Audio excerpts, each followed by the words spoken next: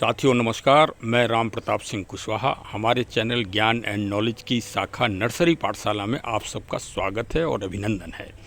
आज चलिए थोड़ा सा भ्रमण में आज निकले थे कि कुछ पेड़ पौधे लिए जाएं, तो ये जगदीशपुर जो कानपुर लखनऊ राजमार्ग पर स्थित है, वहाँ पर हम आ गए हैं। और ये हरी तालिम नर्सरी है, बहुत अच्छा कलेक्शन है। तो यहीं एक बेरी का पेड़ मिल गया है, तो चलिए आज बेरी के पेड़ का आध्यात्मिक महत्व समझते हैं और साथ में जो चुनाव हुआ है इसकी परिचर्चा को भी सुनते हैं और भी कुछ ज्ञानवर्धक चीज़ों को, प्रेरणात्मक मोटिवेशनल चीज़ों को सुनते हैं। तो चलिए सुन लीजिए आज और बेरी के पेड़ के दर्शन भी कर लीजिए। ये देखिए, भ्रमण के दौरान यदि आपको कोई अच्छी और प्राकृतिक चीज़ दिखाई दे तो समझ लीजिए कि वो जो सज्जन हैं उनका प्रकृति के प्रति असीम स्नेह है। ये देखिए, जो वर्मा जी नर्सरी वाले हैं, इन्होंने ये बेरी के पेड़ को बहुत अच्छी तरह से संकलित कर रखा है। बेरी का पेड़ हम और आपों की नज़र में तो एक वैसे ही पौधा है। देखिए, बेर आए भी हैं इसमें, लेकिन बेर को भगवान प्रभु श्री राम जी का सीधा सीधा आशीर्वाद प्राप्त है। कब? जब माता सीता जी का अपहरण हुआ था। माता सीता जी का अपहरण दुनिया की पहली आपराधिक घटना है, आप ये भी जान लीजिए।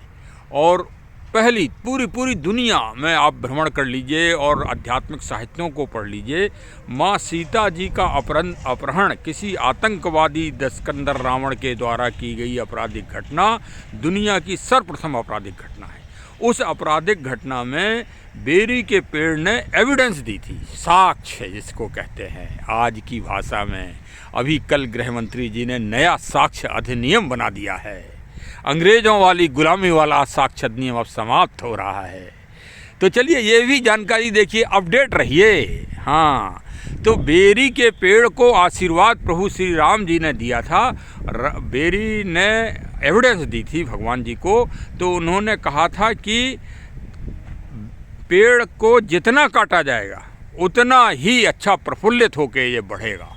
और वास्तव में आज इस कलयुग में भी आप देख लीजिए कि बेरी के पेड़ को अगर आप काटते हैं तो वो उतनी ही रफ्तार से और दुगनी रफ्तार से बढ़ता है।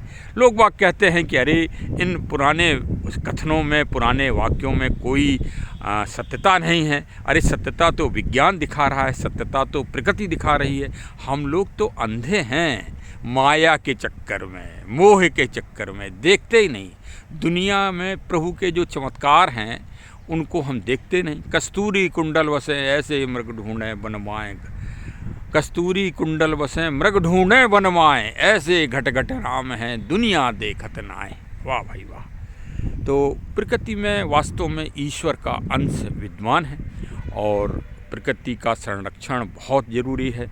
आगे देखिए, अभी कल COP28 की मीटिंग हुई दुबई में, जिसमें भारत के प्रधानमंत्री जी गए, उनका बड़ा सम्मान हुआ और उन्होंने भारत की संस्कृति, भारत की जो संस्कृति है वो ज्ञान की संस्कृति तो है ही, साथ में पेड़ पौधे, पर्यावरण और अरण्य, फॉरेस्ट, अरे जिसके ग्रंथ में, महान ग्रंथ में अरण्य कांड ऐसा ग्रंथ हो, मतलब कांड हो, तो अरण्य की महिमा को समझाने का प्रयास किया गया है।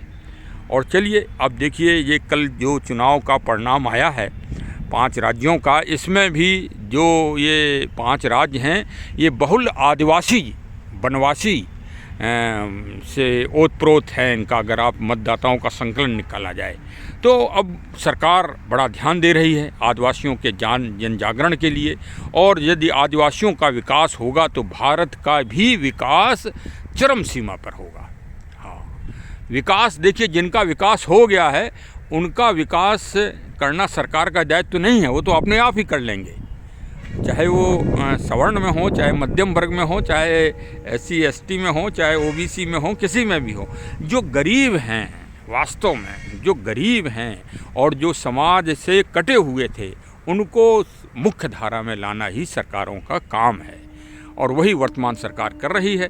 इसी का ये परिणाम आया है कि भाई जनता संतुष्ट है जो सरकार इस समय विकास का कार्य कर रही है और विकास का कार्य किसानों की समृद्धि के लिए भी कर रही है, सभी हर वर्ग के विकास के लिए कर रही है।